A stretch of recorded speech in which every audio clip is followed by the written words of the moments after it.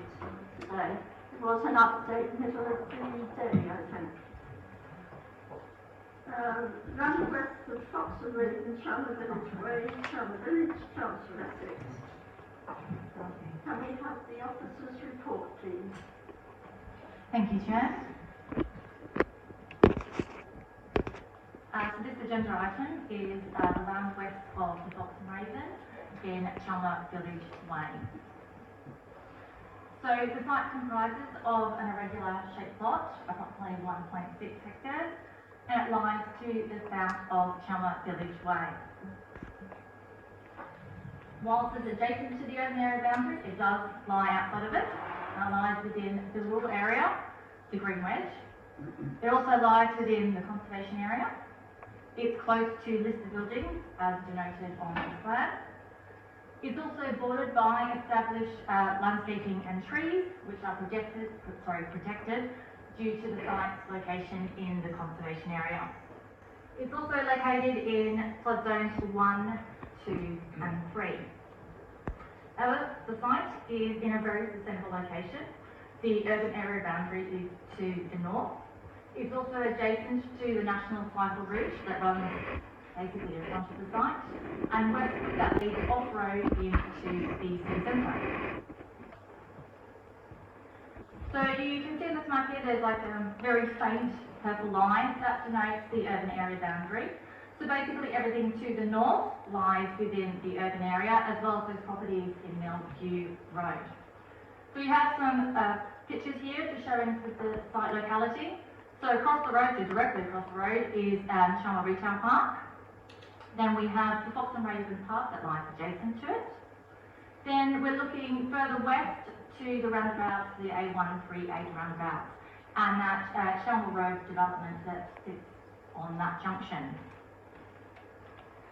Again, some more pictures, just giving some site context. So we have the front of the site and where the proposed entrance is. On the top right, we're looking east, and the Fox and Raven Pub is behind that. So that's the trees and landscaping that front the site there.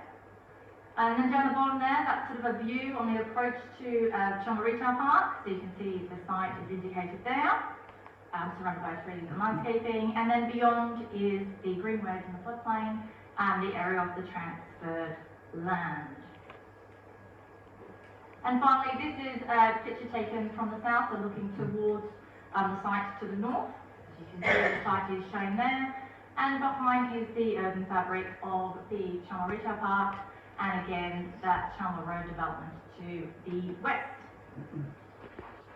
So the proposal is for 55 units, a mix of houses and flats, ranging from 1 to 4 bedrooms. It is an 100% affordable housing scheme. Has a tenure mix of 44% affordable rent, equating to 24 units, and 56 shared ownership, equating to 31 units. As part of the proposal, 9 4-bedroom affordable rent units are proposed. Also included in the proposal is the transfer of land to the south and east of the residential parcel, so land that's within the applicant's ownership, so blue land, and shown as parcels B and C, and it's proposed to transfer that into public ownership. So you can see on the map here where the residential parcel is, and those parcels B and C. So this is the layout of the site. It's essentially 3 perimeter blocks known as courtyards 1, 2 and 3, separated by landscaping and green space. It draws concepts from the farmhouses or farmsteads within the conservation area, but it is inherently more urban. And you can see denoted on the southern boundary is that proposed landscape bund that wraps around the southern boundary and the east and western boundaries of the site. So this is just to give you a flavour of the development. We're starting with courtyard 1. This is deliberately set back so it sits in line with the rear building line of that listed building next door, and the scale is restricted to 2 stories only. And to the south of that is a proposed orchard. So then moving through the site to the central courtyard, again the scale is predominantly restricted to 2 stories, save for those corner properties on the end there for plots 28 and 29. As we move through the site, continuing west towards the more urban character of the A138 roundabout, the scale rises to 2.5 to 3 stories. These are some visuals provided by the developer. So at the top there we have a view from Chelmer Village Way, so that's the entrance to the development site. And the bottom visual there is inside the site looking eastwards. The top view is the view you would get on the eastern parcel of the site, so basically the view you would be afforded from the A138 roundabout. And the bottom there is essentially showing that orchard that's to the south of Courtyard 1. So turning to the principle of development. So whilst adjacent, it still lies outside of the urban area boundary within the rural area and the green wedge. And the proposal doesn't fall with any forms of development that policies of those land designations would allow. We have an up-to-date development plan, so those policies are sound, and we can demonstrate a 5-year land supply. Planning law requires applications to be determined in accordance with the developed plan unless material considerations indicate otherwise. So the starting point for this proposal is the development is unacceptable in principle. So we now are in a scenario of looking at material considerations on the principle of development. So the first material consideration is the delivery of affordable housing. As members may be aware, the council has declared a housing crisis in the supply of affordable housing and has set out strategies to try and boost that supply, particularly with family homes of 3 to 4 bedrooms. As part of the proposal, 24 affordable rent units would be delivered, and they are the key component of the scheme as they aid in meeting the priority housing needs for those on the council's housing register. Out of those 24 units, 9 would be 4-bedroom units, so those larger, much-needed family units that there is serious undersupply of. The proposal also includes shared ownership, which is a affordable housing product that is supported by the government and to which there's evidence that shows that there is still a demand for that in Chelmsford. Overall, the delivery of a 100% affordable housing scheme weighs significantly in favour of the proposal. Then we look at the sustainability of the site. It is in a highly sustainable location, so adjacent to the national cycle route, which again leads into the city centre off-road. It's across the road from Chelmer Retail and other local services. It's in the vicinity of bus stops, play spaces and the wider city centre. So the sustainability credentials of the site weigh in favour of the scheme. Also included in the proposal is the transfer of land, so approximately 29 hectares in total, to the south and east of the development parcel. This land is identified in the council's local plan as open space, recreational space, that plays a role in conserving and enhancing the environment. However, this land is in private ownership. So there is a public benefit in acquiring this land into public ownership to continue to enhance its role as per that designation. The City Council has also identified the importance of rivers and waterways in and around Chelmsford and has identified options and opportunities to enhance these spaces, so improving their attractiveness, recreational use and appearance. So transferring this land aligns with the council's corporate objectives to incorporate land along the riverway into its green portfolio to improve accessibility and enhance its recreational use. So again, there is a public benefit that weighs in favour of the scheme. However, it is recognised that there would be harm by virtue of the proposal.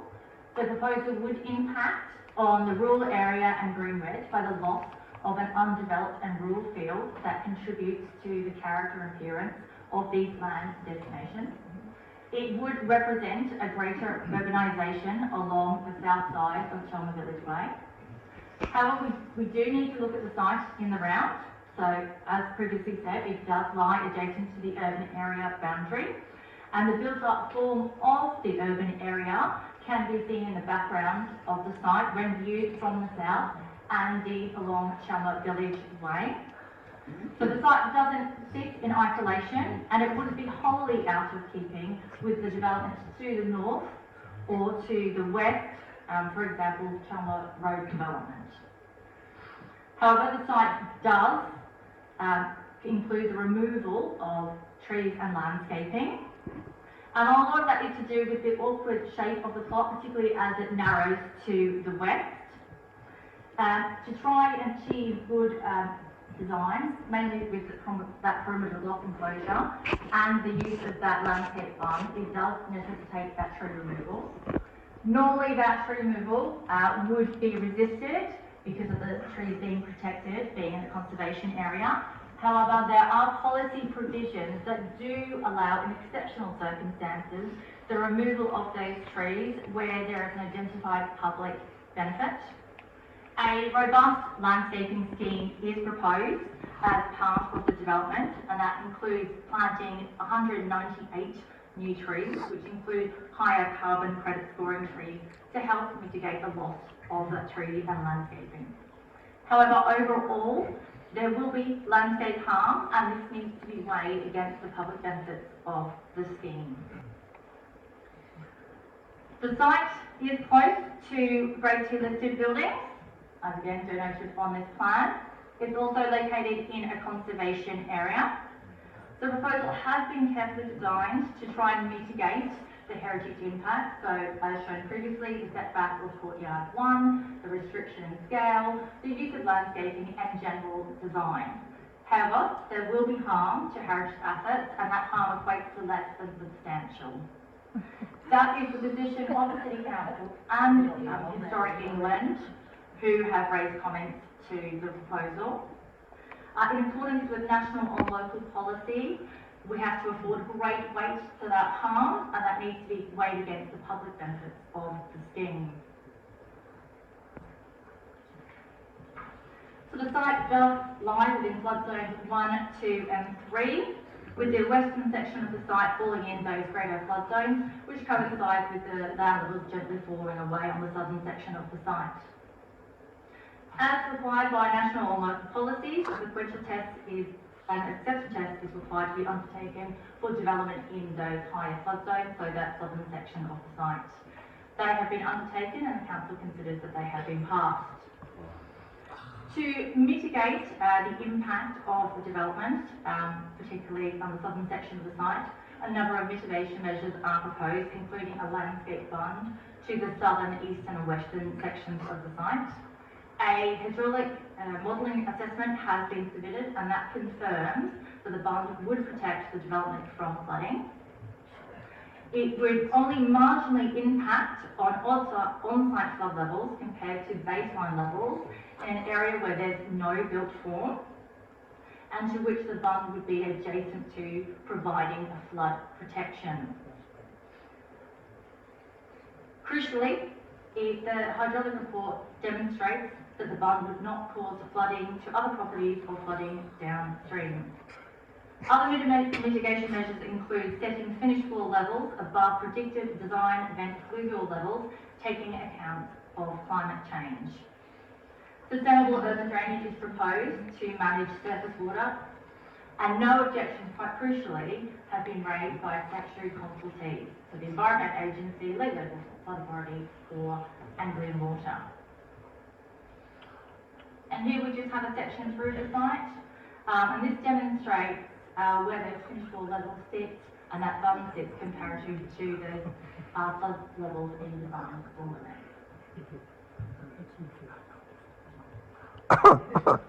Turning to design, layout and appearance. The proposal has been carefully designed to take account of the site constraints, the land designations and the setting. It employs a material palette of buff brick, slate roofs and black timber boarding. It uses gables, brick detailing, articulation, fenestration to give the development interest. The 3 courtyards are complemented by landscaping permeating through the site, and the development has connections to the National Cycle Route and that transferred land to the south. The proposal is generally policy compliant in design standards. Where there are lower provisions or flexibility, these are justified on design grounds and are set clearly out in the officer's report. Overall, it is considered that the site meets good placemaking principles and design. There are a number of highway mitigation measures proposed, including a signalised crossing on Chelmer Park. To accommodate this, is required a part lane closure on the westbound approach to that crossing. After that crossing, continuing west, the carriageway returns to 2 lanes. It also includes a new westbound bus stop and changes to the national cycle route that set slightly further into the site, so the site access is LTM 120 compliant and there's no conflict between vehicles and cyclists. The proposal includes a lower parking provision, but the site falls within the city boundaries according to the council's local policy map within the city centre, where a lower parking provision is usually allowed and justified. Highways have raised no objections to the proposal in terms of the mitigation measures, the lower parking provision, and they do not conclude that the development raises unacceptable traffic and congestion. Also set out in the committee report is various other design standards that the development needs to meet. So in terms of accessible wheelchair housing on an off-site open space via diversity net gain, and the health and education impacts are considered acceptable. Also set out in the committee report is a package of Section 106 measures. So the committee report clearly sets out the harm and benefit of the scheme and undertakes an exercise of a weighted balance. So when looking at the harm of the development, there is harm caused by being contrary to the development plan.